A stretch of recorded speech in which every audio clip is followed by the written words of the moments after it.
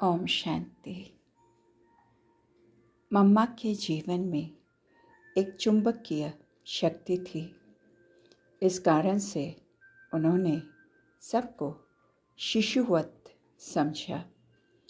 उनकी ये प्रत्यक्ष अनुभूति थी। व्यवहार उनका ऐसा था जैसे वो सचमुच में साक्षात जगदम्बा थी, चाहे उनकी आयु कुछ भी हो। जैसे कि देह अभिमान खत्म हो गया था।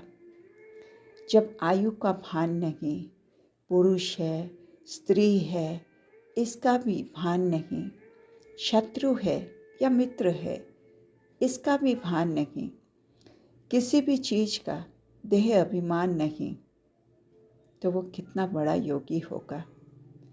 बिना योग के देह अभिमान कैसे चला जाएगा।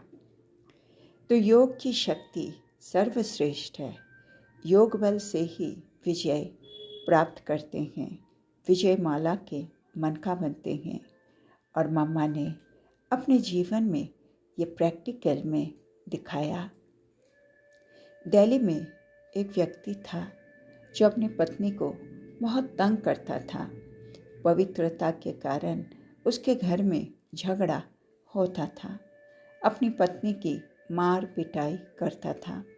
बहुत बार कहता था कि तुम घर से निकल जाओ।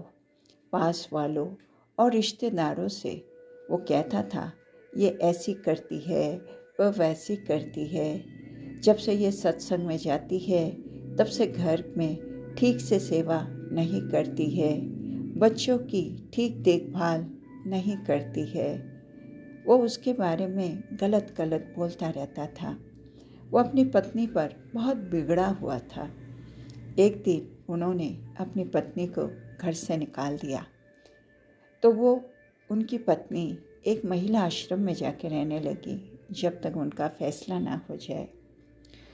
उन्हीं दिनों राजौरी गार्डन में मम्मा आई हुई थी और जब उस व्यक्ति को ये समाचार मिला कि मम्मा वहाँ आई हुई है तो वो पहले से ही उस सेंटर पर पहुँच गया और वहाँ जाके यहाँ वहाँ दरिया फेंक दी, बल्ब तोड़ा, कुर्सियाँ फेंकी, काफ़ी तमाशा किया, जोश दिखाया, झगड़ा किया।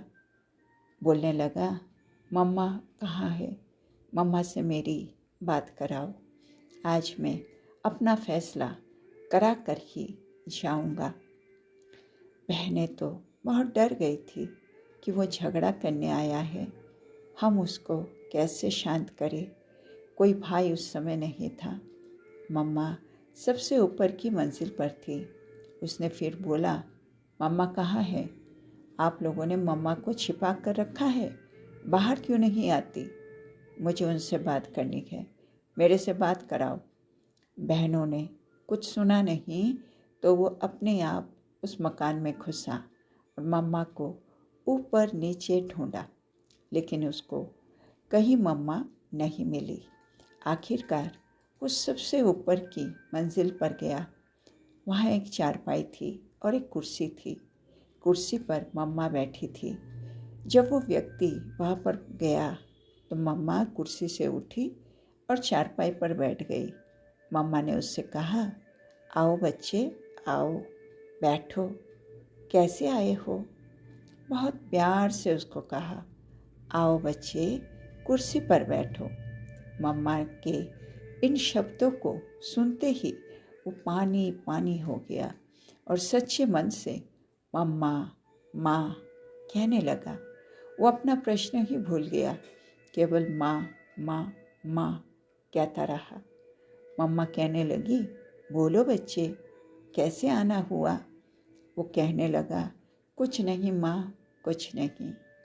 वो मम्मा से इतना प्रभावित हुआ कि वो शांति और आनंद की अनुभूति में खो गया।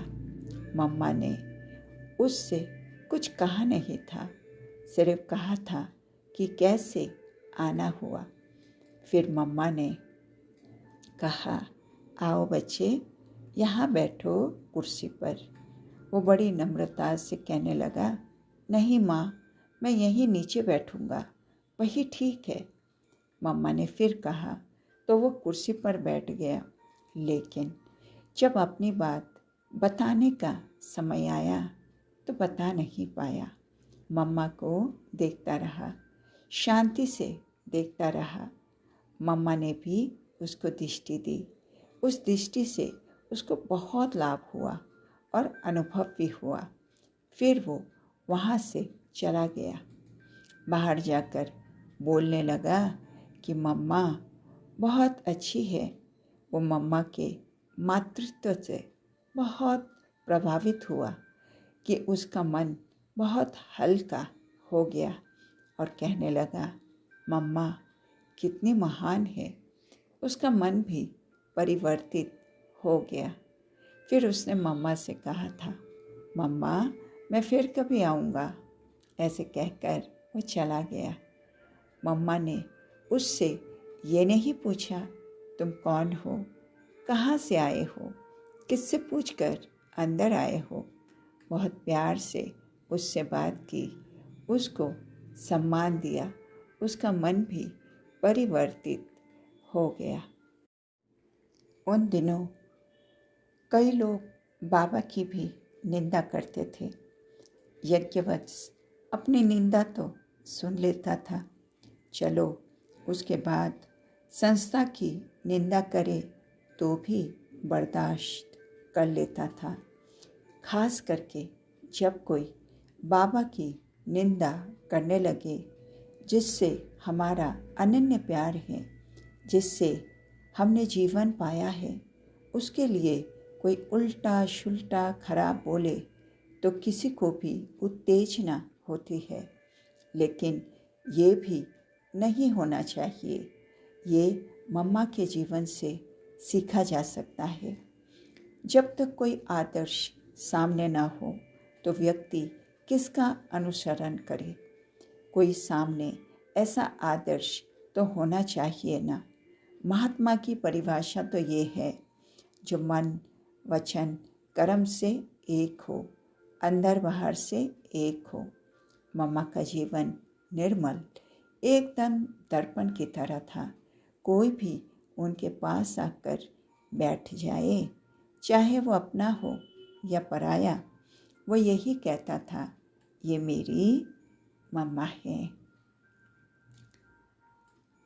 बाबा ने मम्मा को कोई भी बात बार बार नहीं कही और यही मम्मा की विशेषता थी कि बाबा ने जब कोई एक शिक्षा दी, दोबारा कहने की ज़रूरत बाबा को नहीं रही।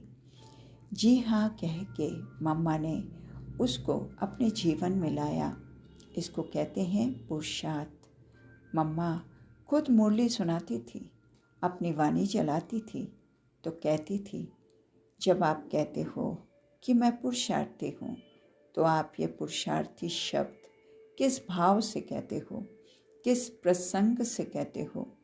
जब आपसे कोई गलती हो जाती है, नुकसान हो जाता है तो दूसरे को कहते हो, भाई मैं अभी पुरुषार्थी हूँ ना। गोया आप पुरुषार्थी शब्द का भाव ये लेते हो कि पुरुषार्थी माना जिनमें कमियां हो, कमज़ोरियां हो, गलती व भूल करता रहता हो। ये पुरुषार्थी का मतलब नहीं है। पुरुषार्थी सच्चे अर्थ में उसको कहा जाता है जिसको एक बार कोई बात समझाने के बाद फिर दोबारा समझाने की ज़रूरत न रहे। ये है सच्चा पुरुषार्थ। ऐसा पुरुषार्थ हम सभी को करना है और ये मम्मा के जीवन में प्रैक्टिकल में देखा जाता था। बाबा ने जो भी उन्हें शिक्षाएं दी है उसे उन्होंने उसी तरीके से पालन किया और आचरण में लाया। तो आज इतना ही। बाकी अगले पर्व में प्यारे प्यारे बाबा को दिल से शुक्रिया। ओम शांति।